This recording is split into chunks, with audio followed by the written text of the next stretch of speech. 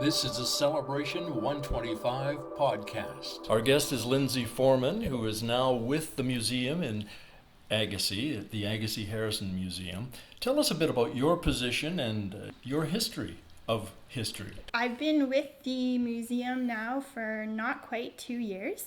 I started here in May of 2018, right when we opened. So we are open from May long weekend until Thanksgiving weekend in October, 7 days a week. So it was very much a crash course to get started here, learning with we offer the tourism services for the District of Kent, and we also have the museum, of course, and the collections here. So I came here from the city of Delta. I was working at their museum there, working as a curatorial assistant with their very large collection that they currently have. They're working to open their new museum. Actually, I think 2020 will be the year. It's been a long process. And prior to that, I actually am also an archaeologist. So I've worked with Indigenous collections that have been removed from the ground for development purposes. So anytime you do any sorts of construction, you should have an archaeological assessment to make sure that there isn't anything of interest or concern for past Indigenous peoples, as well as nowadays for settler populations as well. And so I've been here in BC for just over 5 years. I transferred out with an archaeological consulting company, an engineering firm. So I was an archaeological consultant for about 5 years and realized that wasn't really quite for me. So I loved collections. I love working with people and communities, and I've thought that would be a great approach for me to kind of pursue that. And so I started in the January of 2017. Yes, that's correct. I'm working on my Cultural Resource Management diploma at the University of Victoria right now. So that's specific to museum studies and heritage. And I'm finishing my last course this term. So in May, I will have that diploma. Prior to that, my educational background, I do have a PhD and a master's degree and an honors Bachelor of Science in anthropology, and I specialized in archaeology. So I've been in the academic world, I've been in the private consulting world, and now I'm in the nonprofit sector. Wow, all right. Tell us about your work specifically here in Agassiz. Great, okay, that's one of my favorite things to talk about. So when I started here at the museum, I felt for the first several months I just kind of observed. I was here doing my daily work and observing how the community reacted and engaged with the museum and the Historical Society, and tried to see how the visitors, because we generally have traditionally only been open during the warm season, that I wanted to know what was going on with the community. So how many of our visitors were community members, how many were visitors from other communities, because we are technically a small community museum.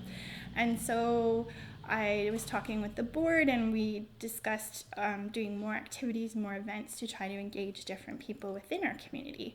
We do have a lot of original people or pioneer families from the community. We do have a lot of people who retire to this community as well. And a lot of these people work with us as volunteers here at the Society, so that's wonderful. And then we also have more recently a lot more younger families moving to this area. It's a little bit more affordable than, say, Chilliwack or Hope or closer. We're still close enough to Vancouver and other metro areas. So we wanted to do more events for more of our community and try to engage them, not just during our main open season, but every month through the year. So we've been trying to do at least one event a month. Some months are busier. December, we're open. We had 3 events this past December, actually. We did our Dickens Tea, we did Cocoa Cookies Santa Day, and then we also had the CP Holiday Train. And now in January, unfortunately, we had to postpone our archaeology speakers night, but we will be rescheduling that for February. But once a month, we're going to have a speakers night through the winter. So, and in February we actually are quite busy because it is Heritage Week in the middle of the month, the week of February 17th. That's actually Family Day. We will be open on Family Day for events for different people to come and engage.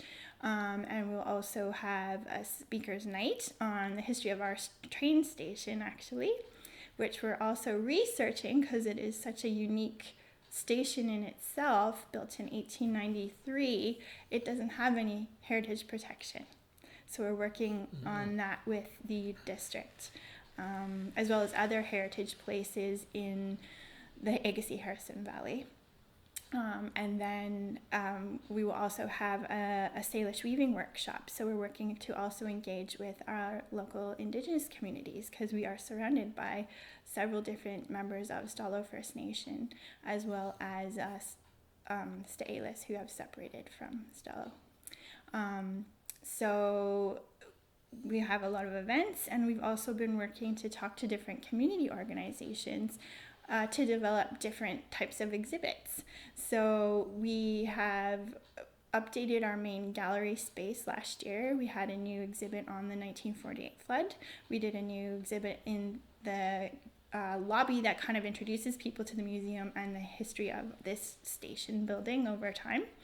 And this year we're working on 2 new exhibits, one that kind of traces the history of our organization because we've been around for over 40 years now. And a lot of people since, for the most part, there was a part-time staff for a while, but I'm the first full-time staff here. And it's been volunteer run, and we still depend on volunteers. So it's really important that we celebrate that and continue to grow our understanding of heritage and change as the community changes as well, to make it relevant. So that's one, and the other one is it's kind of a mix of different things, but we want to celebrate both the natural and cultural heritage of the Agassiz-Harrison Valley.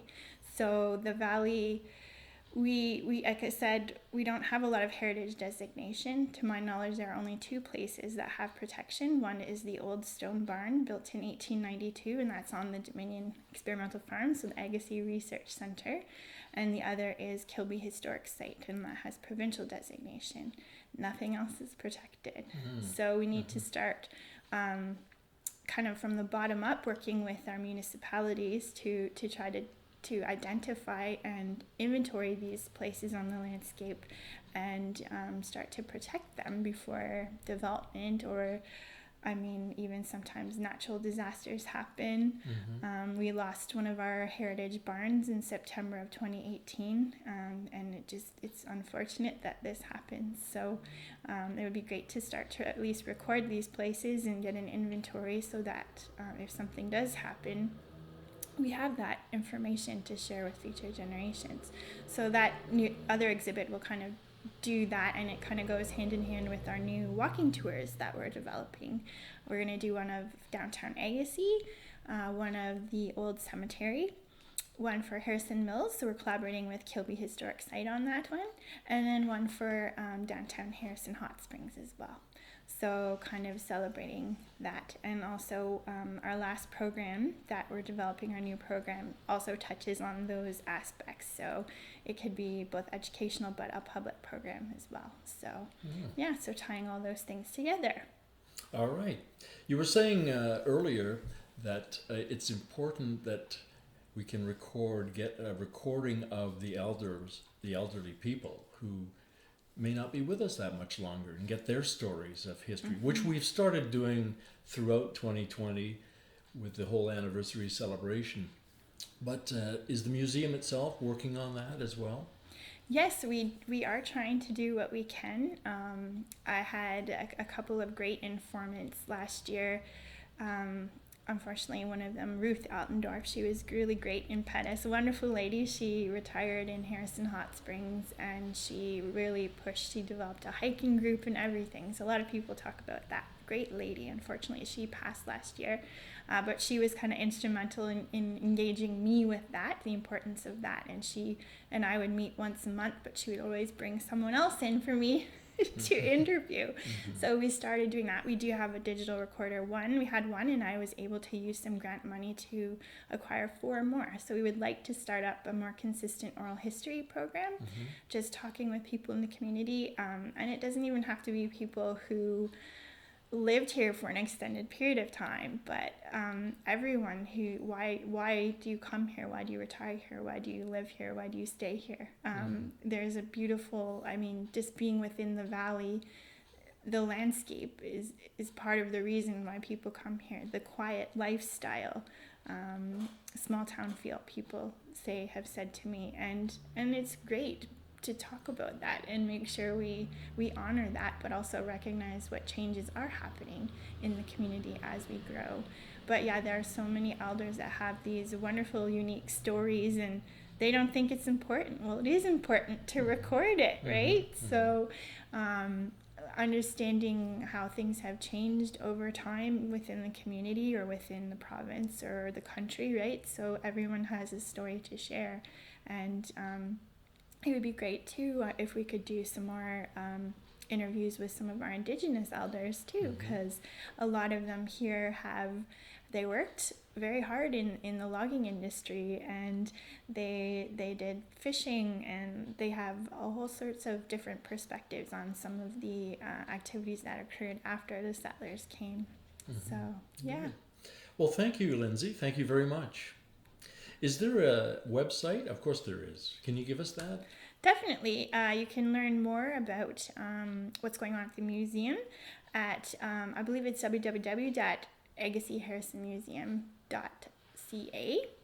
And we also have a Facebook channel and a Instagram and Twitter channel. So those are great to keep up. We do a Flashback Friday post every week that seems to engage people, and we like to share some of the newspaper clippings and photographs that we have in our archives. Good, thank you.